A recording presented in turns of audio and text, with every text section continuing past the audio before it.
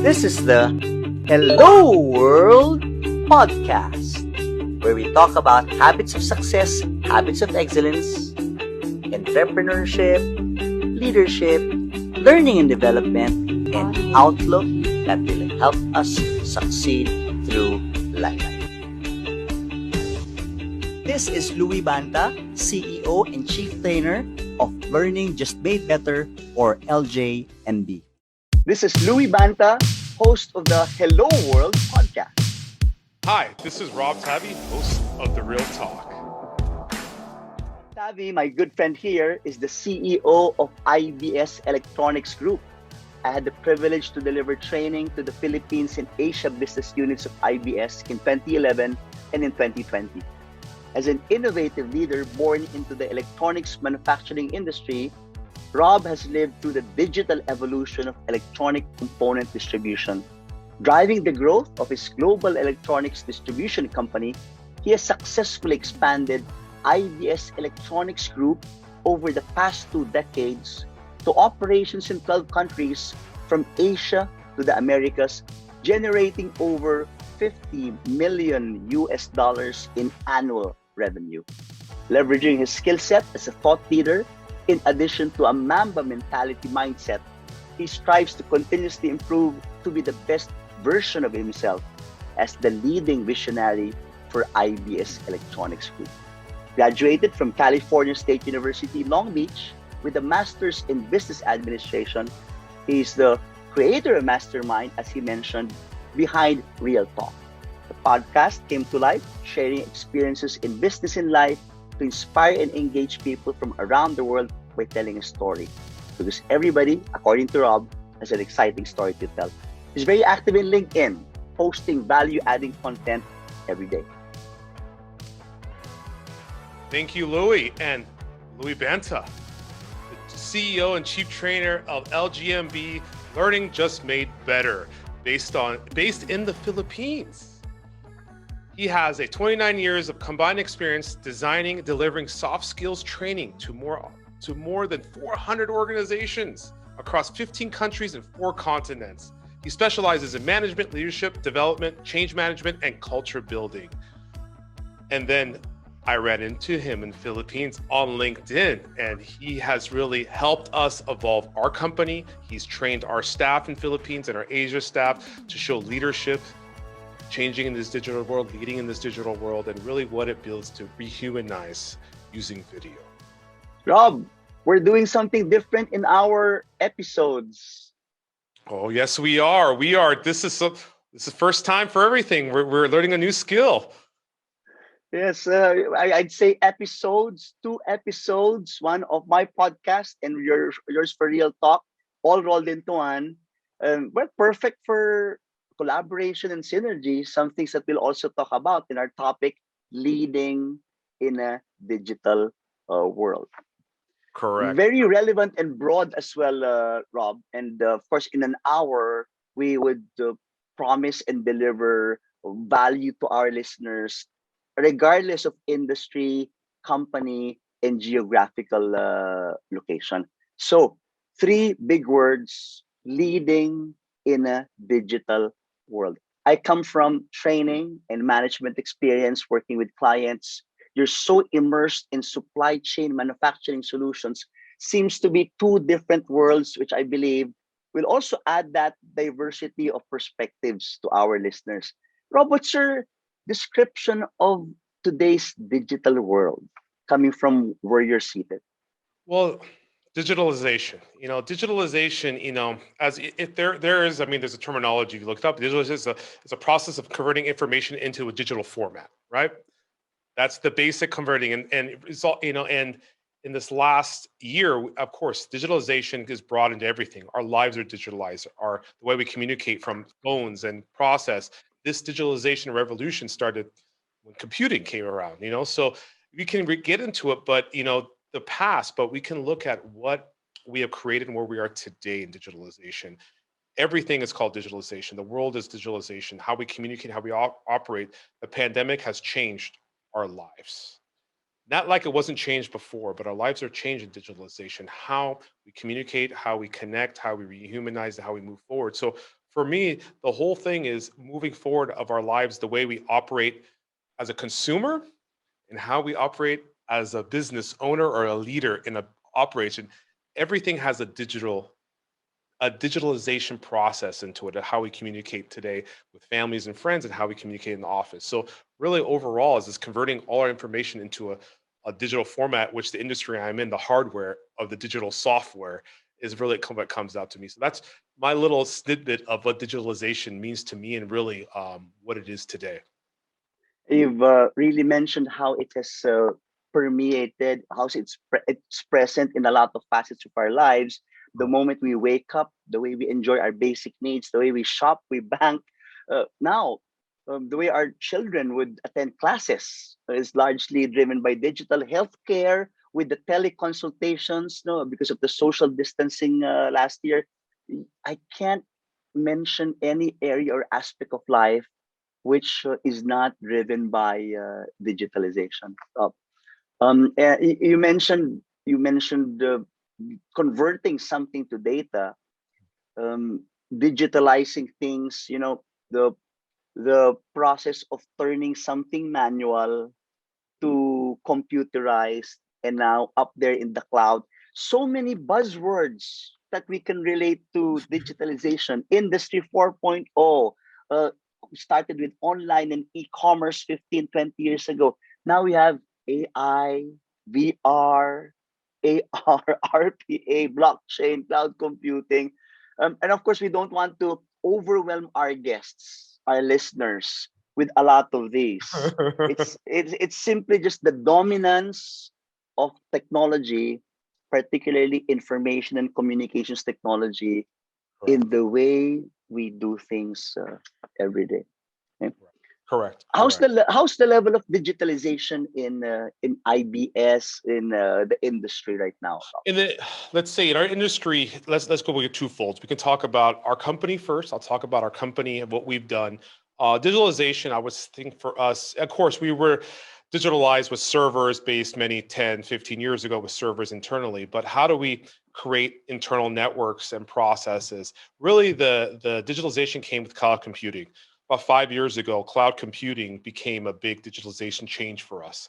It's how we're going to operate remotely because we have multiple operations around the world. How do we connect? How do we connect efficiently, securely through the cyber world and have BC business continuity plans in case natural disasters happen, because we are in countries that have more prone to natural disasters, floods, earthquakes, these type of things. How do we mitigate these? So digitalization of cloud computing really started the major change when we started getting softwares, everything hosted into a cloud instead of hosting into a certain office. Because I'm in right now in our headquarters in the US, we used to have 20, 25 servers in a server room here that managed all our global operations in 2015. Today, we only have one server running just the domain locally. Everything is cloud-based. So you can see that where we transition to, the softwares we use, the process we do, how we communicate, everything internally for us has gone. Because my initiative in 2017 was when we started going cloud. It was like our customer experience for going customer-wise is if we can't access all our 95% of our data from our handheld mobile device to our customers and from home, from anywhere, then we're behind, because the competition is going to be able to give that experience that we cannot. So we, as a smaller organization in a big world, we had to we're flexible to make some changes really quickly and implement a lot of these digitalization tools. Of course, as people listening know, digitalization tools implementing isn't as easy as it sounds. Changing habit is a problem too. Changing people's habits. So that's really what we go into, and how our industry, that's our company, where industry wise, in the last 10 years, I would say starting from 2020 with the .com era, a lot of our components, like we have websites for search engines, for components, supply chain, where people could find components. But started in 2000, and now in 2021, you can say it has completely revolutionized. A lot of I would say 30 to 40% of the purchasing through supply chain is done online now. Everything's online. the data, schematics, engineering, all this stuff is online to buy, just like an Amazon. We have all component warehouses, we have catalog houses to buy online. Of course, 70% for the mass production, high volume engineering can't be done online because everything's tangible, has to be done in person, or has to. That's why COVID kind of stopped some engineering, because people couldn't meet each other to work on their gadgets, right? To design on their gadgets.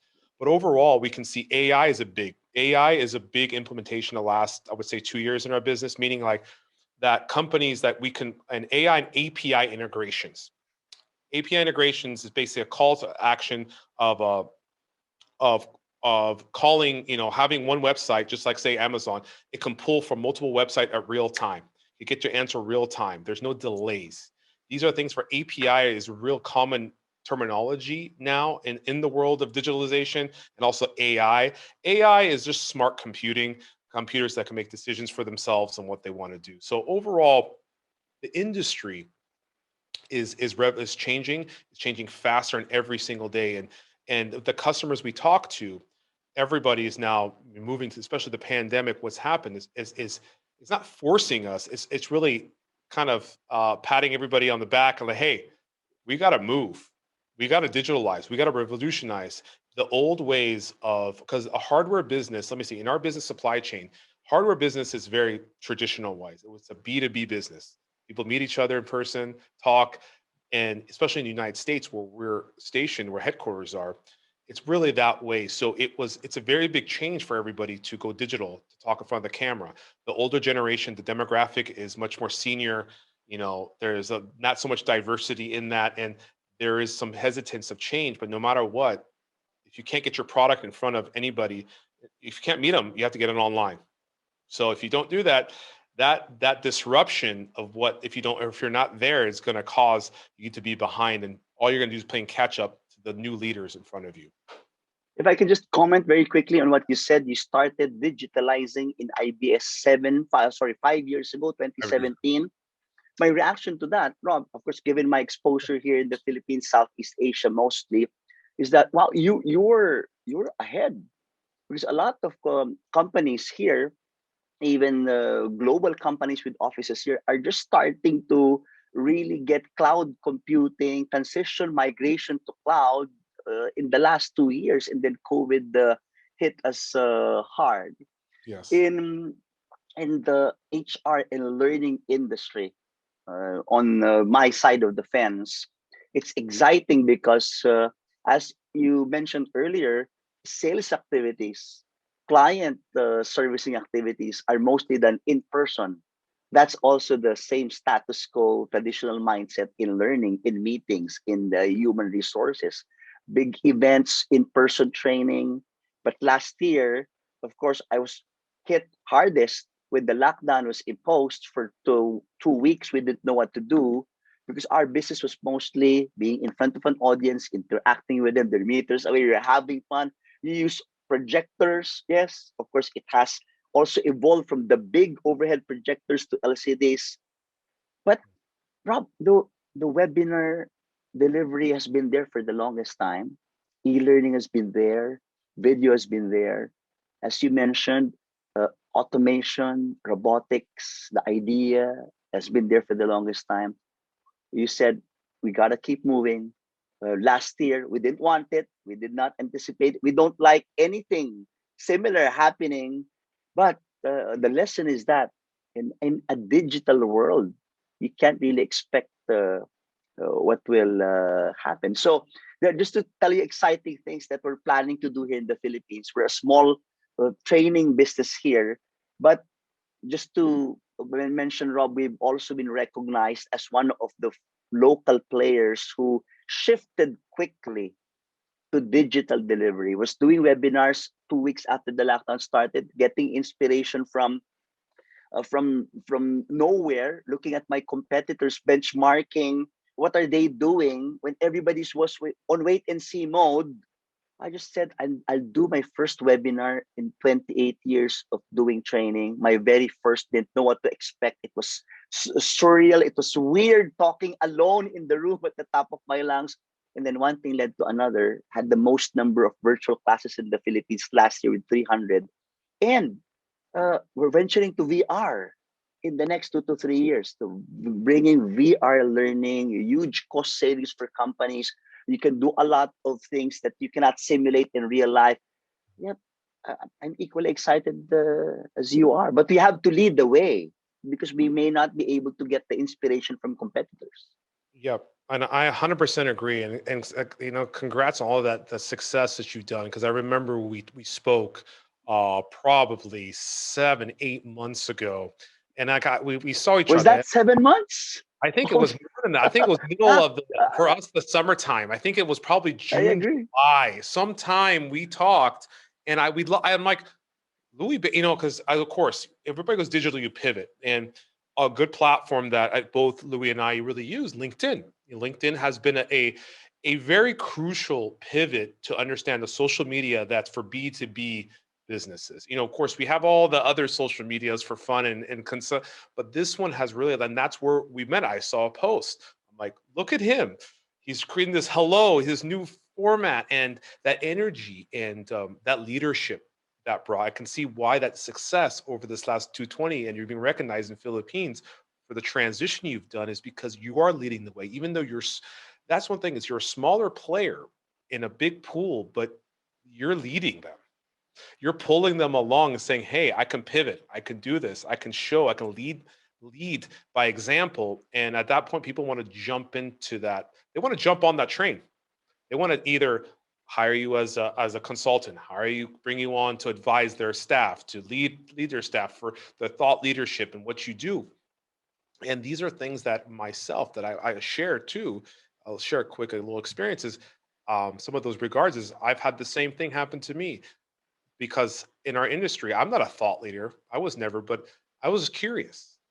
My curiosity is what led me here to have a studio to build and be talking to you and connect with you, because curiosity, which part of my leadership skill that I have is to figure things out and connect to people. And how do I do this? How do I connect? How do I show my staff that, get yourself on camera, and then now, I mean, I would say a year later it's very fascinating that I have bigger companies, maybe some of my competition, now wanting to come to me to come on my Real Talk show to tell their story, which for me is like, and they're like, oh, we're kind of competition. I'm like, I don't care. It's not about me. It's about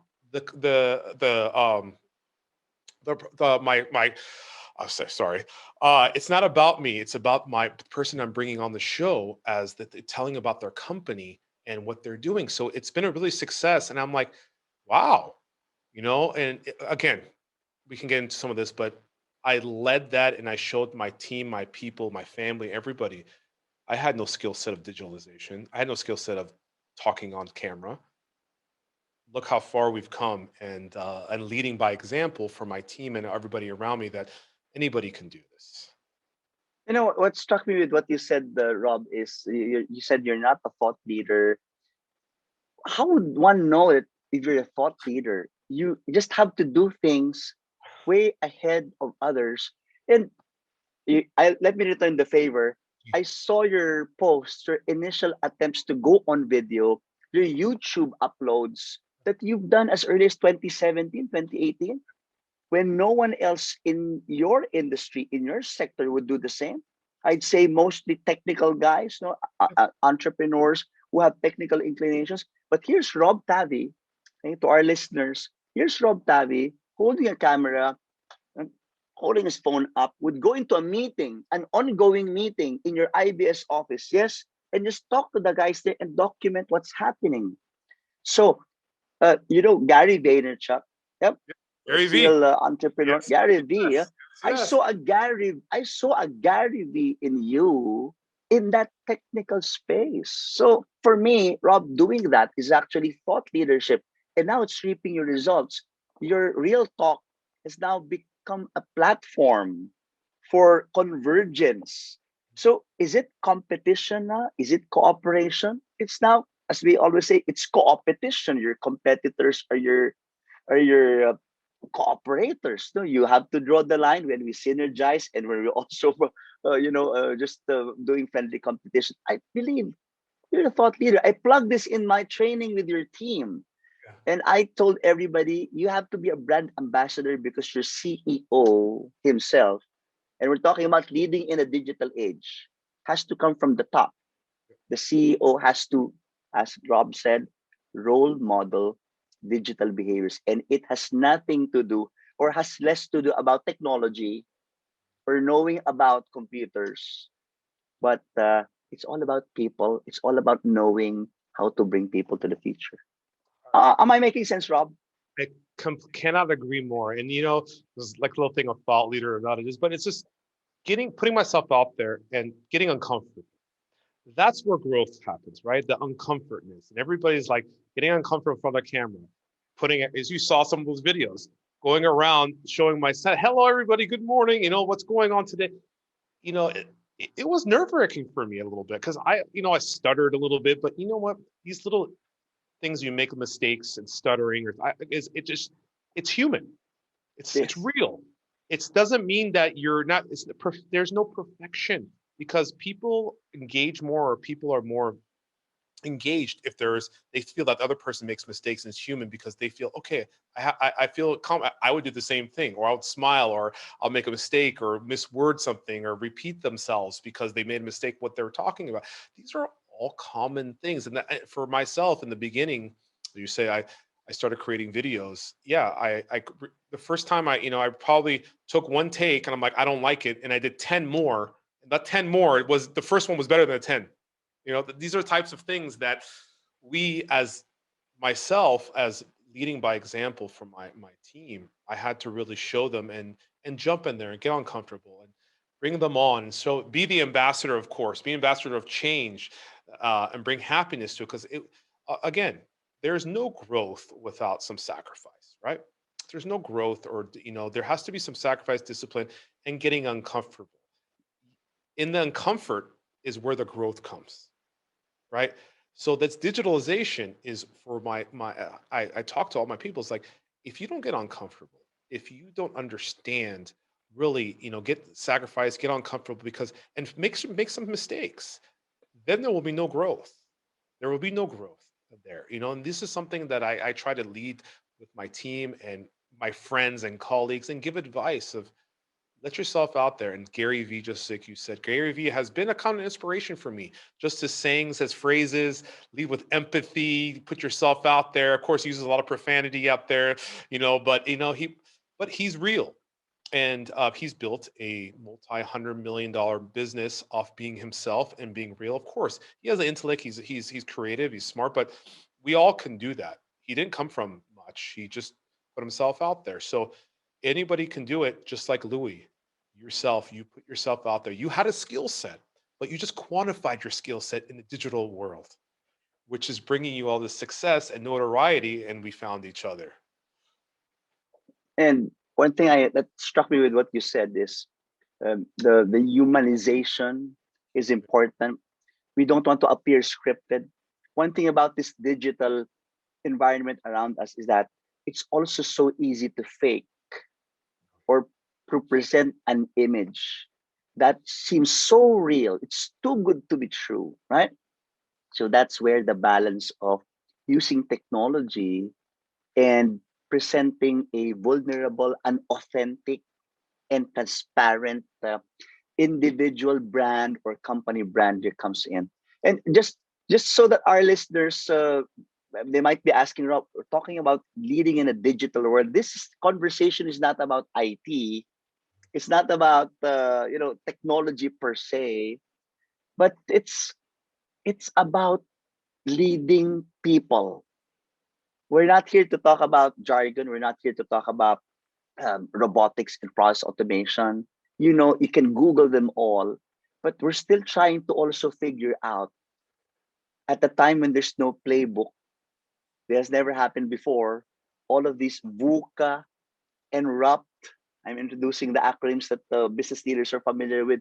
Volatile, uncertain, complex, ambiguous. That came from the military, US military. And then you have the Center for Creative Leadership saying it's so rapid, it's so unpredictable, paradoxical, and of course, tangled. Leading in a digital world is all about people, how you lead people. And just going back to your example, Rob, what you did 4 or 5 years ago in the sector, in the industry, is for me thought leadership. You disrupted yourself. I was telling your team last year during that sales training during the lockdown. Rob saw it 4 years ago, 5 years ago. He started doing digital marketing. Yes, without maybe without formal training, you saw the opportunity to get up there, the CEO of this company, which contributed to branding, while maybe the others are still doing face-to-face selling or doing traditional uh, marketing. Correct, Okay? correct. I cannot agree. And breaking that down is, is leading in. I love like leading in a digital world or digitalization, leading in digital. This there, you can really unpack really where that goes, and especially in my supply chain and also in your field.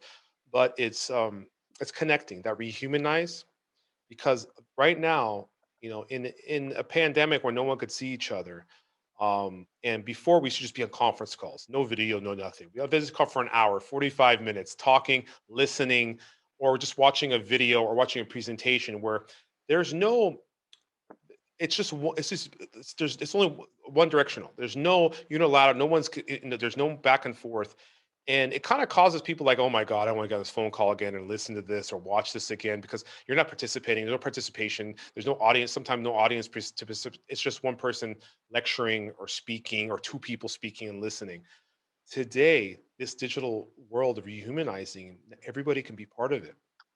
Everybody has a video. Everybody has a piece. Everybody can watch. And what I say is video matters. Video matters more than ever today. Video helps us rehumanize that connection. Who are you? Especially from prospecting, from if you want to start from that, from leadership, all the way from the bottom of being a salesperson trying to get a customer, right? All of this is the leadership needs to show that you need to put yourself out there because humans connect to humans. Humans don't connect to machines. Humans don't connect to email. Humans connect to humans. That emotion needs to come through. So video matters. Today we're living in a world that we're connected to screens. Everything is video. Our kids have video. We watch videos. We watch movies. We're inundated every single day. And it was funny is like before the pandemic, we never thought this through that we're addicted to movie clips or soundbite clips or 30 seconds, a minute, 60 seconds, or watching 2-hour Netflix video. We love stories, but in business, those stories weren't being used. Now today, as like I said, my real talk is everybody has a story. Everybody likes to connect. Everybody has leadership. So that video quality also matters. And that's really what leading in a rebel is leading by example with all our fancy gadgets, but taking the time, like when you go to a meeting, do you put on a suit or do you put on your sweats?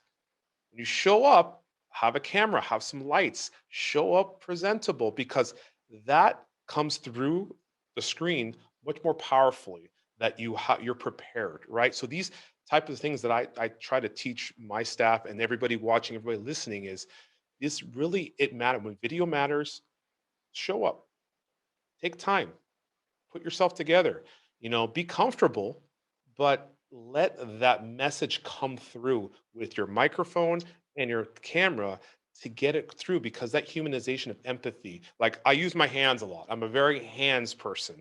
I bleed through the camera. Not everybody does this, but this is the skill that I have that I've also been learning that I can reach everybody behind that. I can reach out and touch you. And I can feel you, which you're engaged into my conversation instead of me just talking and sitting here like as Charlie Brown would say da da da da. This is very powerful. So as I said, leading through digitalization, it's not just leading through transferring technology, it's also leading of how to use the technology. This is something that is leadership as well. And just piggybacking on just your last line, it's the use of technology. Yeah. And of course, it got magnified last year. Yeah. People are asking, how will we make virtual meetings? How will we make virtual interactions engaging? How sure are we that it's really uh, engaging people or connecting people? There's understanding. A lot of these questions are really because we get so fixated on the technology and not, figuring out ways by which we can make this work. Doing Getting the best from what we have, making do with what we have. As you mentioned there, you use your gestures to really add animation or add emphasis to what you're saying. Now, earlier we're talking about digital marketing and branding with, of course, Rob and I appearing in social media with videos and a lot of posts. Now we're talking about leading virtual remote meetings and conversations. Yes. And Rob just made a very important point. I would train local and global organizations, and I'd see people still not comfortable showing themselves on video. Basic etiquette. Yes. Even if the other party doesn't want to, leading in this digital world, if you're giving a town hall to employees, it's important that they see the face and a moving leader there, a human leader there who's competent, who's confident in giving clarity of direction in uncertain times. So, Rob, now shifting our discussion to we've described the digital world that we are in today. There's a lot that we can actually cover, but we touch on important things. I start by sharing what I see are the common leadership challenges. And then please do add in. I have three. First one, I mentioned the acronyms VUCA and RUP earlier. A lot of our leadership and leader listeners are familiar with that. I'll stay with that. It's really an ever shifting, fast paced, dynamic. The fog of war is just directly in front of you. You know, the CEO of one company spoke to use that fog of war analogy. You're shooting bullets because you have to, yes, but you're not sure whether they will work because it's just you can't see past the fog that's in front of you. But how do you lead a platoon, a battalion who's behind you? Okay? Given that scenario, we're just translating into a lot of changes. The changes are happening every day. Reorganization, structure. Now you find yourself reporting to a different boss, working with a different teammate, and then there's a new business model, plans that you've made, you've invested heavily on a project, and then all of a sudden you shift gears and you have to do it in 24 hours or 48 hours. The biggest challenge is really leading people through simultaneous change, and there's already the term change fatigue. People would say, okay, we are so stressed. Sometimes we don't feel anything anymore because we're just so used to so many changes. That's one thing that I can see. Second would be the next two are connected. Technology has really brought people together. The what Industry 4.0 or digital revolution made is bring people together across borders, across locations. So we're now using remote, virtual, distributed workforce. It has started since you through the use of those teleconferencing tools. Now, anytime a project team from four different continents can hop into a call and solve a problem and invent something. While that's an opportunity, Rob, that's still a challenge because there's diversity, language, culture barriers can also play into the picture. So just translating this into a problem statement that you can add to, it's not really so much about technology because the technology will change. It's for me, living in a digital world is answering the question, how do you as a leader enable people with diversity, X number of differences there? How do you enable them to work together, continuously work together, given new ways of changing ways of working, so that we can create the future despite of that fog of war in front of us? I think if we leaders can answer that question, regardless of what happens, because we ourselves cannot predict what will happen, that's leading in the digital world. When you don't know what will happen, but yet you can rally your people behind something. What do you think, Rob? I cannot agree more. It's funny you bring up that topic leading through this and change. I'm reading a book from John Maxwell. I don't know who John Maxwell is. It's called Leader Shift. Leading through Leader Shift. This has really allowed me, of course, people don't realize like leading isn't just, it comes to you tomorrow. I do a lot of reading and studying and from other leaders and taking pieces of it. And John Maxwell really put this a simple analogy is like, you have to sound like leading is like you're a composer in an orchestra, right? you have an orchestra and you have to make sure everybody in that pool of an orchestra is all their instruments are tuned. Everybody's together. Everybody's working together. But in that you're going to find sometimes soloists, even though they're great on their instrument, they're soloists, and you have to say they just off tune. They do their own thing, and you have to, as a leader, to identify to bring this together to make sure that everybody's in sync, in harmony with the symphony together to go through. And this is really for the leadership of leading that idea. It's not about I, me, or anybody. It's about the team of having them be synergy together to have that symphony that we can operate efficiently.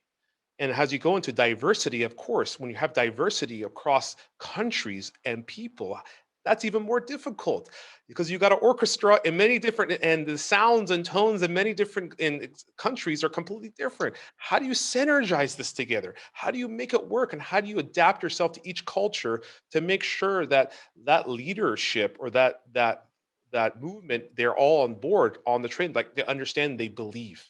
And that's one thing I could say that for as a leader in digital world is I've been working on myself to figure out and to work with people to listen. First is listen. That's one thing that I am improving over and over is because to be honest, I like to talk. I have a lot of thoughts in my mind. It just keeps going. And you have to take back and just listen. And when you listen, you can absorb that to make a calculated decision of how you respond and the decisions you make upon the leadership, from who you're going to, what decisions you make with the orchestra, where you put the person in the front row, the back row, the middle row, where do they go? This all goes to the digital world of leading to the digital and is making them believe in the symphony that you're creating, that they're all in tune, working together for that initial growth.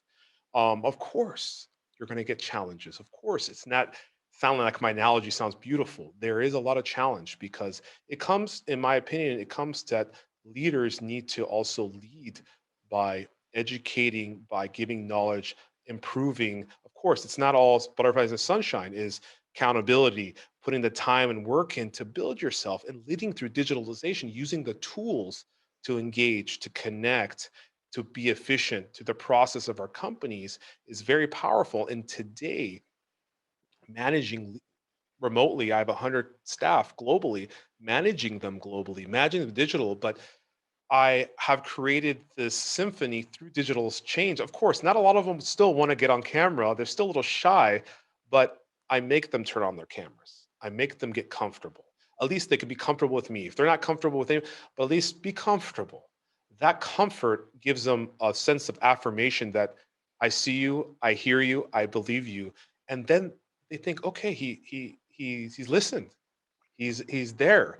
And that shifts, that leader shift of moving in the digital world and leading through digital tools and confirmation is also leading your people and educating them with the tools to give them the second chance happiness and the affirmation they need, because we all live for affirmation, can't deny it. And that's really goes, and that's my cortex of that is really leading through that. As I said, that analogy of symphony is like I'm creating a symphony just to make sure everybody has the same tune together.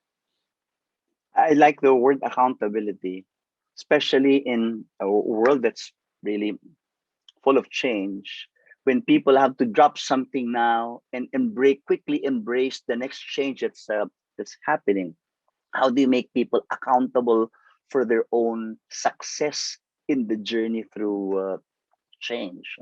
And I just want to know more about in the industry, Rob, that you are in.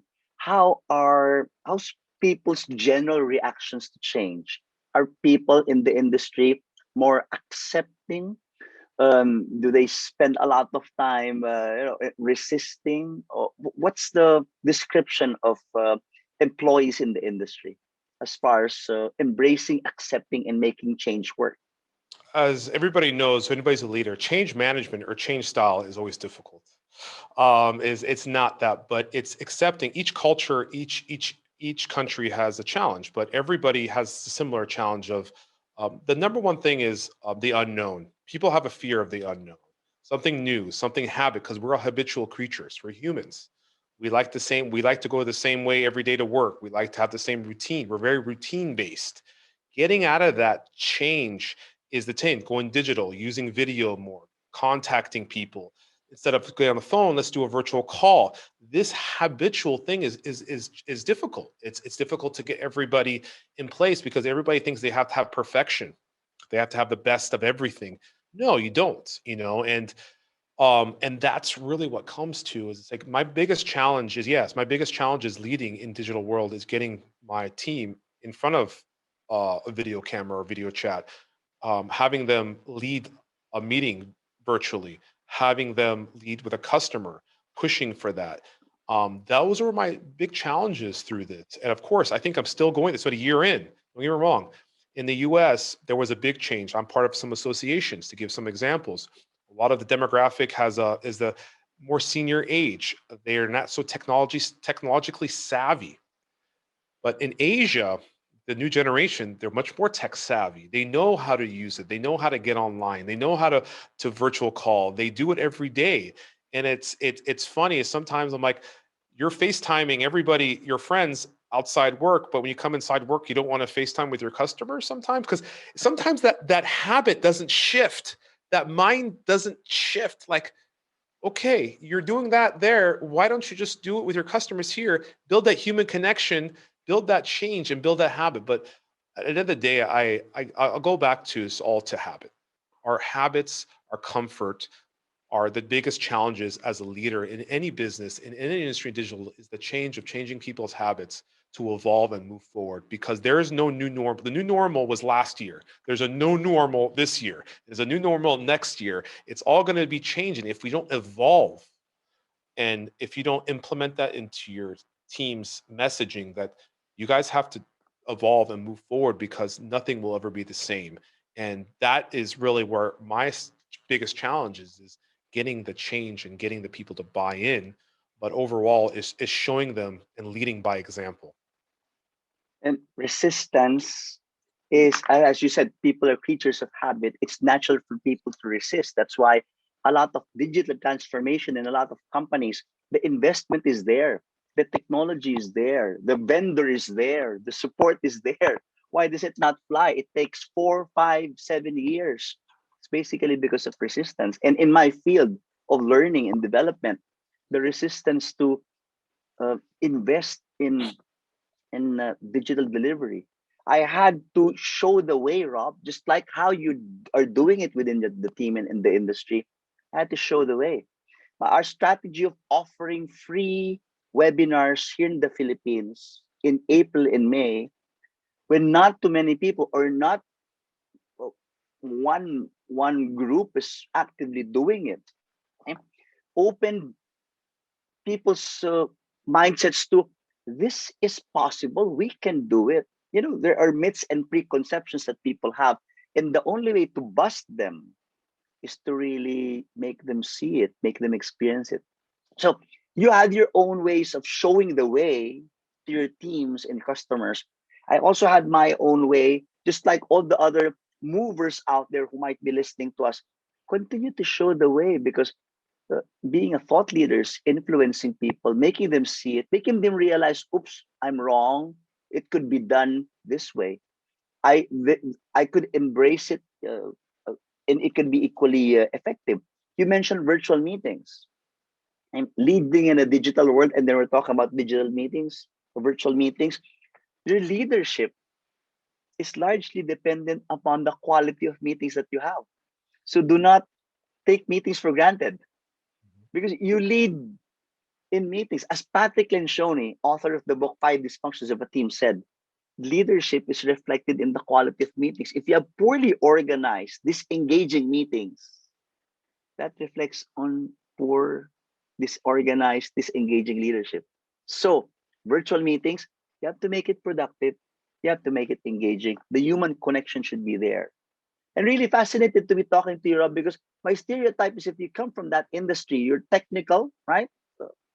But Yeah. I'm seeing the side in you as a CEO who's more into people and human connection. And as a CEO, as top level, you should be more concerned about people and culture more. because the technology, the product, the market will change, partnerships will change. But it's a team who maybe 3 to 5 years from now will have to change skill sets. If they can't turn their camera on right now, if they can't shift the new ways of working in selling, in servicing, how much uh, challenging would the next 3 to 5 years be? Yeah, and I cannot agree. It's you hit a lot of good points on that leadership and the resistance to change, the change management, the process that goes through. We I think as leaders in any organization we follow that, but at the end of the day, it took, don't get me wrong, it took me a while, but it's about the people, just like you said, it's about the people. And what I've seen some of these big corporations, we're a small organization, but the leaders don't lead as much. You talk the tech side. Let's put the Googles and Apples to the side. Let's talk about other companies with CEOs of other big firms. That the CEOs are not the leaders, especially in my industry. They are the leaders, but you don't hear from them much. They don't talk. They only talk about earnings and sharing and this. They don't talk about their people much. They don't talk about this. They're not really involved. And to use an example that I really love, I mean, it's a different type of leadership, but look at Elon Musk. His leadership is hands-on. He's involved in every step of the way of his processes, right? He's got tens of thousands of staff now, but he knows his product. He knows the production. He knows how it works. He shoots rockets. He builds cars. He does solar, Neuralink, whatever it is. He articulates, he understands, he knows the process, and he gets his hands dirty and rolls his sleeves up and gets his hands dirty. As a leader in this day to day, I think that's the most critical point to understand what's happening on that production line, what's happening Yeah. down there, being on the same level as everybody. And as well as a leader of myself, when I go to customers of these big manufacturing, it's not just want to talk to executives. I can talk to the buyers, the people below them, and they're just like my friends. I don't different who's the decision maker and who's not, because I don't want them to feel uncomfortable. I want them to feel this, and I'm leading by showing my step. Like you don't want to I'd like to talk to decision makers, but I like to talk to the people down too, because I want to listen to them. They have a lot of information there. There's a lot there, and and investing in those people and relating and having empathy, leading with that and understanding really builds the culture. It builds this leadership skill for others to see the example you live for others, because it's not about title for me. It's never about title. The title, I would think I was younger, my 20s, 30s. Yeah, it was like everybody wants to be like the senior, but it's not about title. It's about the people. Those people, you can't operate without those people. You can't operate without salespeople, operations. You can't do anything alone. You need those people to survive. So I'm working for them.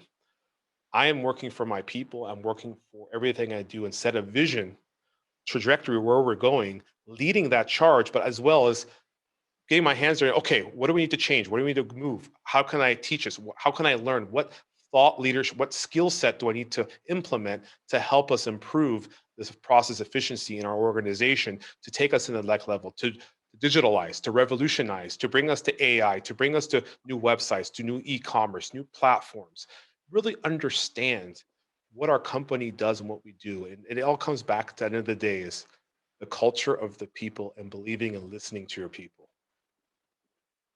One thing that I picked up from what you said is Oh. you have to transcend your functional hat. Before you get to become a CEO or a senior executive level, you are a functional leader. Now it's all about solving problems and working with people to support in solving problems. What is good at Elon Musk is that he wants to solve problems, It's problem. relevant problems. And when people hear the kind of problems that he wants to solve, very relevant ones, has an impact on society, it's very easy to inspire people to rally them to support that mission. And while not everybody can be an Elon Musk who wants to go to Mars or wants to bore a tunnel to solve traffic, we are all talking about customer centricity, which is also at the heart of digital revolution. You're doing things better, not for its own sake, not innovation for its own sake, but you want to make the customer happy. You want to make life easier. We are, as customers, a lot of inventions are ideas, no? Because we just wanted to make life easy for us. We notice bureaucracy. So it's it's a trigger for transformation. And digital is an enabler. It's just an enabler. Um, I took a lot of notes there. We really need to show the way. What's good about Elon Musk, as you mentioned, is that he shows the way. He's at the front line. No leader is perfect. We can cite different names here, and somebody will say, oh, is he really a good digital leader? Let's look at the qualities that leaders could bring in. And let me start, Rob, by my RACE acronym. Okay. As I prepare for this one, there could be a long list of 100 qualities. I would mention 4 things. RACE, because it's a very good name as well, because we're racing for something. You have to be ahead. Resiliency is R. When people are badly beaten by a lot of challenges, they look up to the leader for a source of courage. If my leader is panicking, I don't know where to get that sense of courage from. So let me mention resiliency is about courage, the boldness to face the fog, and still continue. While it scares you deep inside, no, it doesn't paralyze your action. Resiliency is the courage, the boldness, and staying strong. But you might be resilient, but you're not easily adaptable. So the A there is the agility part, where I would use my 3 T's of trying it out, testing it, and tweaking it. Last year was that year for me. 15 years established, training practice. So we have our daily routines. Last year, for the first time, Rob, I didn't have answers to questions. And people were looking at me in meetings. What are we going to do? Okay? Until you come up with something to try, test, and think. That's where learning agility comes in. Knowing, as one definition goes, Rob, it's knowing what to do when you don't know what to do. Look at that. Knowing what to do when you don't know what to do. It's like I You used to don't know what to do. You're winging it. You're winging it, just throwing it out there. It's figuring out, hopefully it sticks. Yeah, at least I prefer that kind of leader as compared to one who would overanalyze data and wait for others to, lead the way. No playbook, no code. You have to write your own. For example, remote and virtual selling.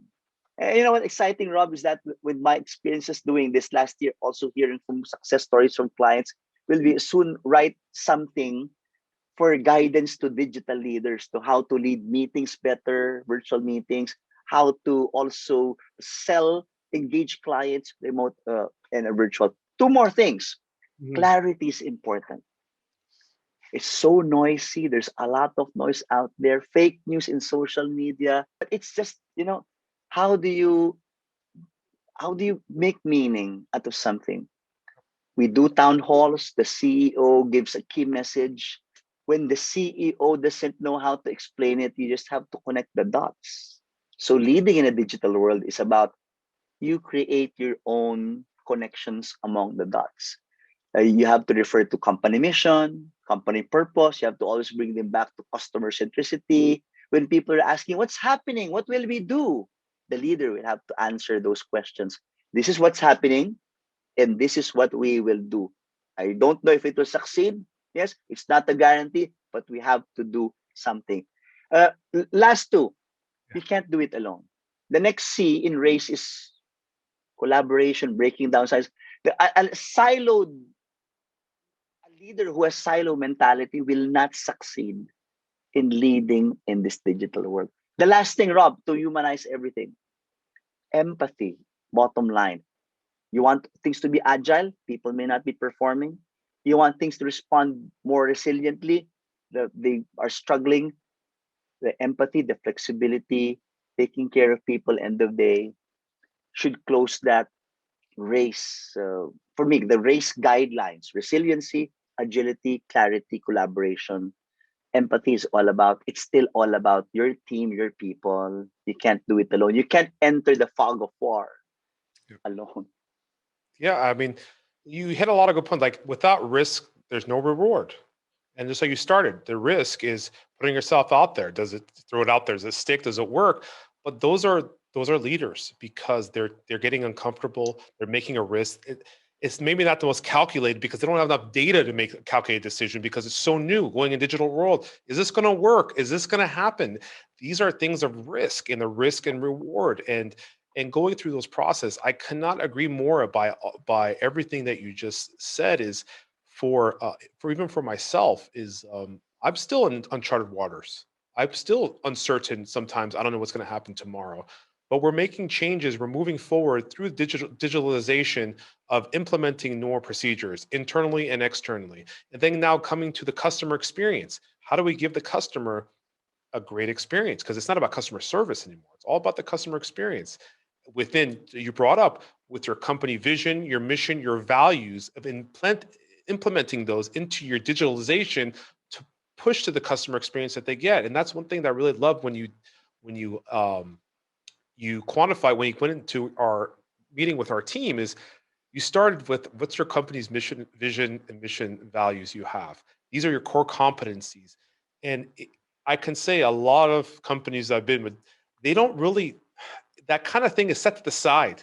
They're just in the day-to-day business and they forget about that. Those are something that's created. My father, which founded our company, that IBS Electronics, set a mission. Of course, we changed it, we tweaked it maybe 20 years later, and it's still, but being a leading distributor, customer experience and values that we bring together. These are the things, the core values that if we don't believe with the competency of the company, we don't believe in digitalization, we don't believe in the leader, and that it's not really getting anywhere. So that messaging has to come through. That messaging does come through with empathy to your employees, to your customers. You empathize on both directions. It's not just within your company, because everybody has challenges. Everybody's facing it.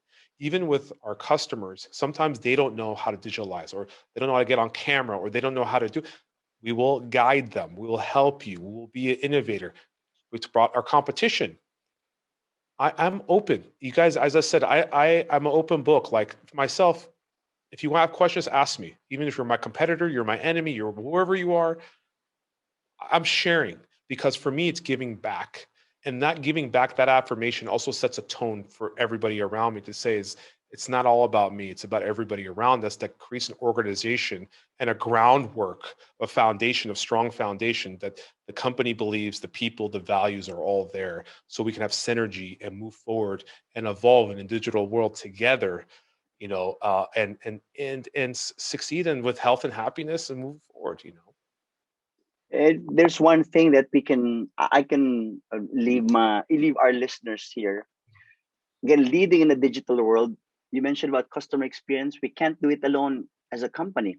It's an ecosystem out there. That's the mindset right now.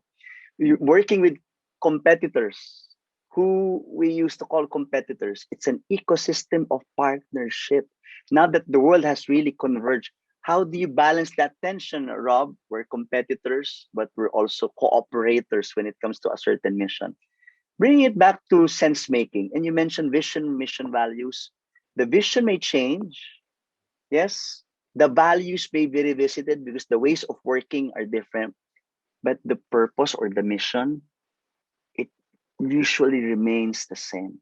And I told my team in the middle of all the craziness last year, our purpose comes by two words: great work. We wake up every day. We want to give great work, deliver great work, great learning experiences. The platform may change. Maybe right now it's Zoom. Later on, it's virtual reality. It's augmented reality. It's hologram. It may change. Before, it just whiteboards and blackboards and overhead projectors, then LCDs. The platform may change, but the mission remains the same. Rob, your final piece of advice to our listeners. How I always leave everything is be smart, be thoughtful, be generous. That's my code. That's what I live by. If you can live by that, we all can live a synonymous world together. It doesn't matter culture, diversity, color, race, skin, everything. We all are one together, and that's all I believe. So that saying, be smart, be thoughtful, be generous, is how I leave all my podcasts, my people, my videos, and I leave a message for everybody. Leading in a digital world sounds like an overwhelming, intimidating topic. Basically, it's just leading people through change. even when you yourself, you don't know what's coming up next. Yep. Rob, it's been a pleasure to have collaborated with you on this one. Oh, it's Co-hosting and fantastic. co-guesting. How could No, you I do think it? we can talk forever. We can talk for hours if we really wanted to talk and get into a bunch of different subjects. I know. We're really on the macro version. So everybody would listen what we're doing. This is really, I mean, we can do more. We can get on different topics, but I'm thank you for putting this together. Thank you for leading this. Thank you for putting this finally together. I really appreciate all your time, you and your whole team, the fabulous team. And I wish you guys the best of success moving forward. And I cannot wait to connect with you more in the future ahead. Are you saying we will have part 2 or part 3 Oh, sometime later? We can have part 2, part 3 anytime. We can do quarterly updates. What's happening in the world? What we're doing? And getting a little. We can get a little fancy too. I have a lot of fun stuff because I know you do too. So we can have fun and again, 2 different countries. We live in 2 different worlds right now, but in one digital world together, which is fantastic. And as I said, Philippines, this has a heart for me. I have a great team there, great people. I can't wait till I could come back and visit again soon. I really love working with progressive leaders like you. For me, Rob, you're a thought leader on your own. And we showed our listeners in our community that collaboration, creativity, innovation can be done in things like this. Take a look at this. 2 episodes, 2 podcasts in one.